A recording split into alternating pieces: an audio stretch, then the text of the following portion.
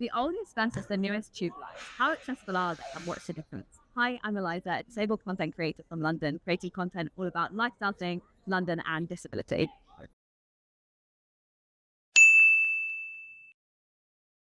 Today I went shopping for some bits, and on the way I realised that I'm going to be travelling on the newest and the oldest tube line, so I thought why not review them and look at the accessibility between the two.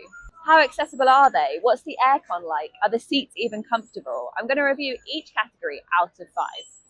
I'm aware that this might be a bit of a strange video, but it came into my head at 3 a.m. in the morning and we're doing it now, so just stick with me, okay?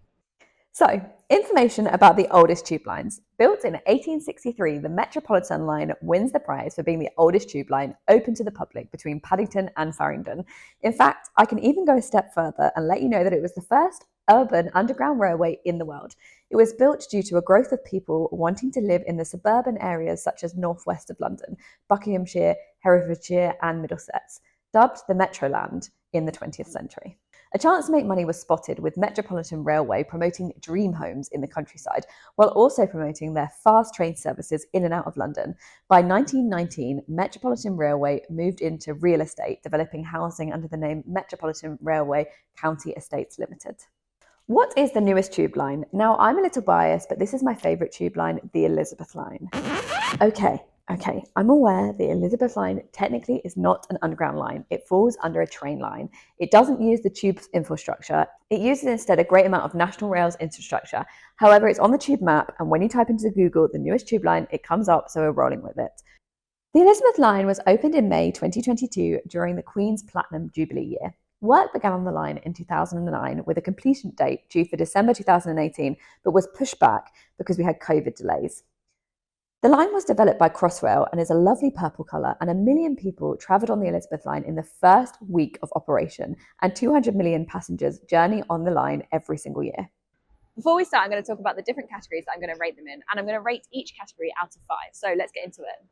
Noise. How noisy is the train coming in, and how noisy is it when you're on the train? Lifts. How easy are the lifts to find? Are the lifts big enough? Are the lifts clean, etc.? Are the lifts even good?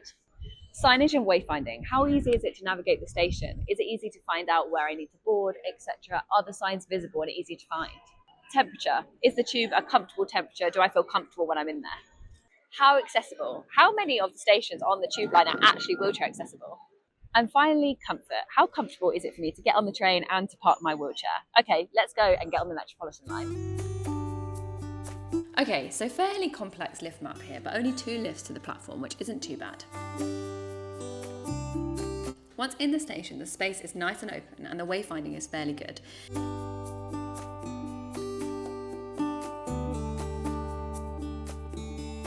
It is, however, a fair walk to the Metropolitan line from where I entered. So, after going through the gates, there's a map of the tube line and clear signs to the lift.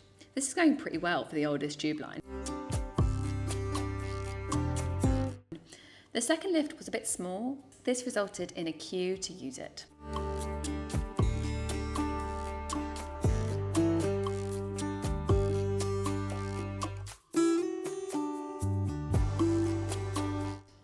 Okay, so this is where the line is starting to show its age. The platform is quite narrow and there is no barrier against the tracks, which does make me feel a bit uneasy. Boarding the carriage was nice and easy, and once on, there is more space than I expected, and parking up in the wheelchair spot was nice and easy.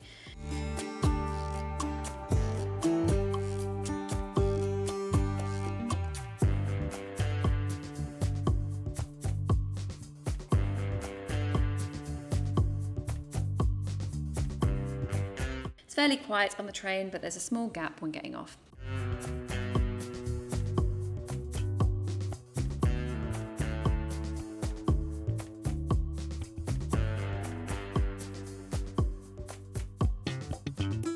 Getting out of the station via another small lift, but no queue for this one.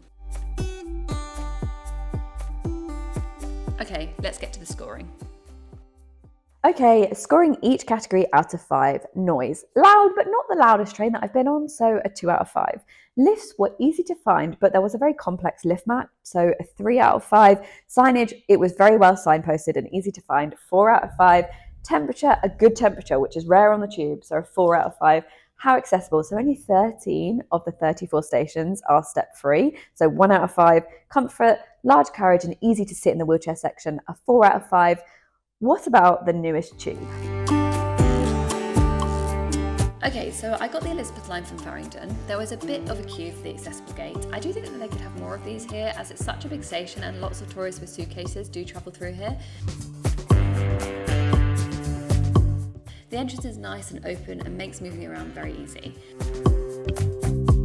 There was only one lift needed to get down to the platform and it's nice and big. You'll have to take my word for that one because it was packed and I couldn't film inside. All the signs and the maps are very clear and easy to follow, making me feel confident and I'm going the right way.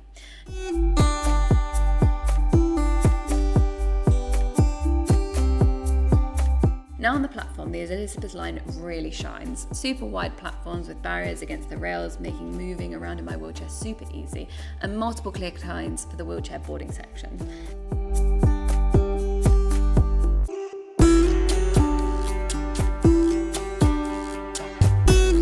Little to no gap to get on and really easy to get into the wheelchair section. The journey was nice and quiet.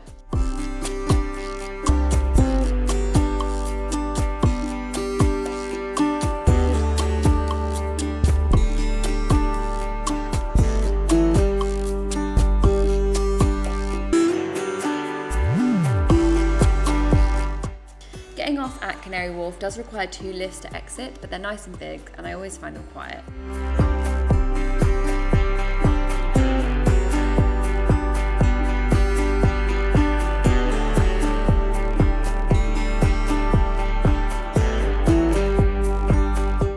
Less queuing all around and I breezed through the barrier at the Elizabeth line.